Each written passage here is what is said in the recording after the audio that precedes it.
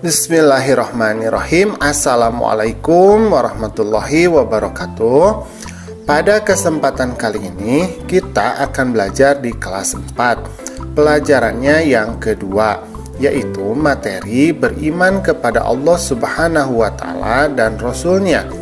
Adapun submateri yang akan kita bahas adalah beriman kepada Allah.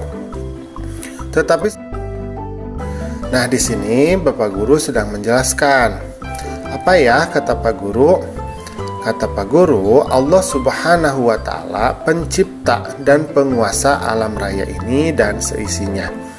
Ciptaan Allah adalah yang ada di langit, kemudian yang ada di bumi, ya, bisa berupa manusia, hewan, tumbuh-tumbuhan, dan lainnya.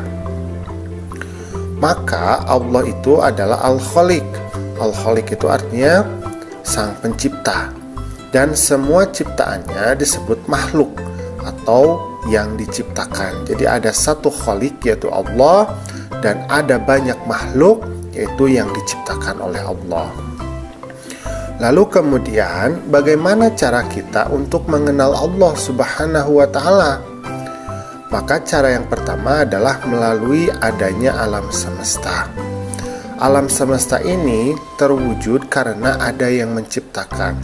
Jadi secara logika kita memahami bahwa kalau ada yang diciptakan, pasti ada yang menciptakan.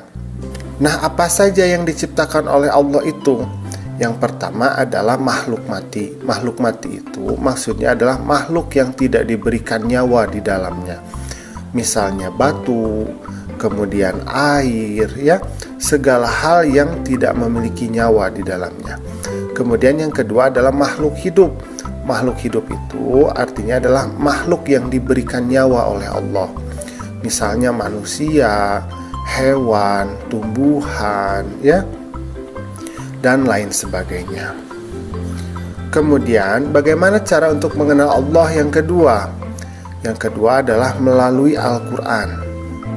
Jadi yang pertama, ada beberapa ayat yang menjelaskan tentang Allah di dalam Al-Quran. Misalnya kedudukan Allah atau berada di mana Allah itu. Kemudian sifat-sifat Allah, nama-nama Allah. Nah, kita dapat mengenal Allah melalui Al-Quran. Yang kedua adalah kisah-kisah masa lalu tentang Allah dan Rasul-Nya. Dengan kita melihat kisah-kisah pada masa lalu, misalkan kisah Nabi Musa yang dibantu oleh Allah, kisah Nabi Ibrahim yang diselamatkan dari api oleh Allah, maka kita bisa mengenal Allah dari kisah-kisah tersebut. Kemudian yang ketiga, cara kita mengenal Allah Subhanahu wa Ta'ala adalah melalui Asmaul Husna. Jadi Asmaul Husna ini menjelaskan tentang nama-nama Allah yang indah. Misalnya ada Al-Basir. Al-Basir itu artinya Allah Maha Melihat. Jadi Allah memiliki kekuasaan untuk melihat semua makhluknya, dari hal yang besar sampai hal yang kecil, tidak luput dari pengamatan Allah. Kemudian ada juga Al-Adl, yang artinya adalah Allah Maha Adil. Jadi Allah memberikan keadilan kepada semua makhluknya. Setiap apa yang diusahakan itu akan mendapatkan balasan yang sesuai dengan yang dilakukannya. Kemudian ada Al-Azim. Al-Azim itu artinya adalah Allah Maha Agung. Jadi Allah lah yang memiliki kekuasaan atas segala apa yang terjadi di alam semesta.